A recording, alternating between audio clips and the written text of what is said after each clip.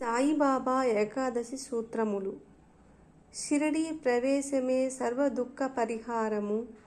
ఆర్తులైననేమి నిరుపేదలైననేమి ద్వారకామాయి ప్రవేశమొనరించినంతనే సుఖ సంపదలు పొందగలరు. ఈ భౌతిక దేహానంతరము నేను అప్రమత్తుడను. నా భక్తులకు రక్షణ నా సమాధి నుండియే వెలువడుచుండును. నా సమాధి నుండియే నా మనుష్య శరీరము మాట్లాడును.